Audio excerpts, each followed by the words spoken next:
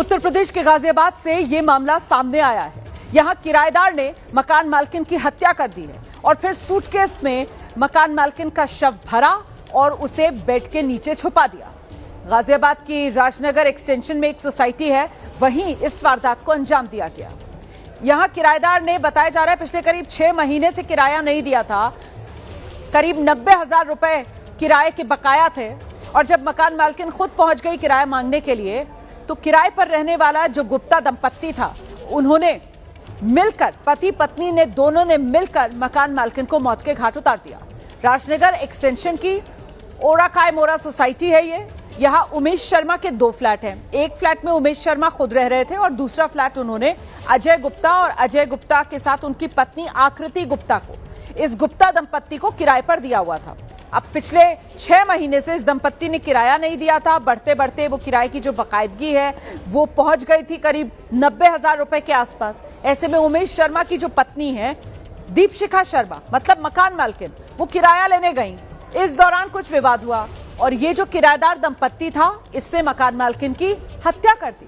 हत्या के बाद शव को सूटकेस में भरा और बेड के नीचे छिपा दिया।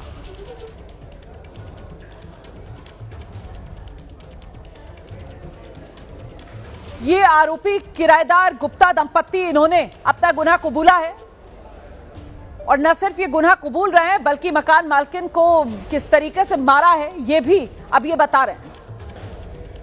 मैं एक्सेप्ट कर रहा हूँ, आपने मारा, मैंने किया, दोनों ने मिलके किया। हमने गला घोटा है, गला चुन्नी से। मैं एक्सेप्ट कर रहा हूँ कि मैंने किया, इसकी गलती नहीं है, मैंने किया। साथ थे, हम साथ थे, कोई आप अपने पे मत लो, हमने साथ थे, साथ किया है। तो ये वो किराएदार पति पत्नी हैं, इन्हीं पर मकान मालकिन की हत्या का आरोप लगा। पूरा मामला क्या है जरा विस्तार से आप समझ लीजिए। दरअसल 6 महीने से बताया जा रहा है कि इन्होंने किराया नहीं दिया था। किराएदार पति पत्नी जिन पर मकान मालकिन की हत्या का आरोप, और हत्या की वजह क्या रही? 6 महीने से इन्होंने किराया दिया नहीं था। करीब 90,000 रुपए फ्लैट का किराया इन पर बकाया था। मकान मालकिन किराया मांगने गई, तब विवाद हो गया। विवाद बढ़ा, मकान मालकिन की इन दोनों ने मिलकर हत्या कर दी। शव को मकान मालकिन के सूटकेस में भरा और बेड में छुपा दिया। वो तो घर में काम करने वाली जो महिला थी उसको शक हुआ इस दंपत्ति पर और इसी वजह से ये खुलासा हो पाया। हत्या के आरोपी पति पत्नी अब गिरफ्तार कर लिए गए हैं।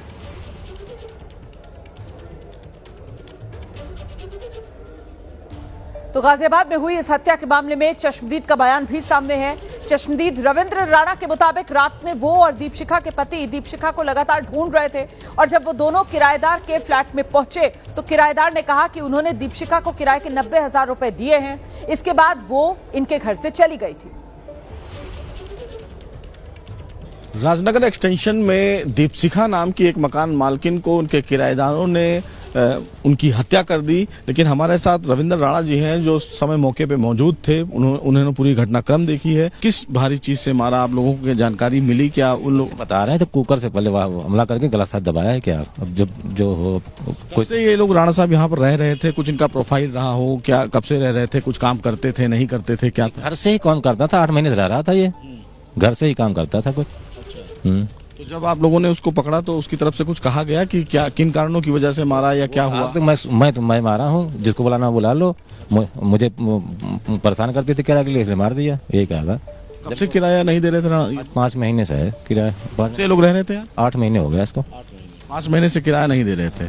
क्या इससे पहले भी क्या मुलाकात हुई या मिलने गई थी दीपशिखा जी? जो वो शर्मा जी जाते थे, हाँ, वो तो कल नहीं थे इसलिए वो चली गई थी। मतलब भागने की कवायद थी उनकी तरफ से, लेकिन मेड की सूझबूझ से वो पकड़ा गया, वो मेड की सूझबूझ से। कुल मिला के अभी तक फिलहाल किराया ही एक मुख्य वजह है। हाँ, जैसे एक दर्दनाक। हाँ जी।